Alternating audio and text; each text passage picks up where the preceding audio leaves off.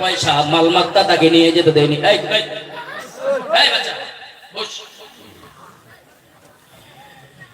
আমি একটা বিন্দু মাত্র পয়সা তাকে নিতে দেইনি। ইয়া রাসূলুল্লাহ বলে রাতের বেলায় গভীর রাত্রিতে সে আমাকে শিক্ষা দিয়ে গেছে, আমি যখন রাতের বেলায় বিছানায় যাব আয়াতুল কুরসি এটা যেন তেলাওয়াত করে আমি ঘুমাতে যাই। তাহলে চোর আমাকে শিক্ষা দিয়ে গেছে সারাটা রাত আল্লাহর পক্ষ থেকে একজন ফেরেশতা আমার বডিগার্ড হয়ে যাবে, আর শয়তান তার কোনো দাগা দিতে পারবে না। জোরে বলে।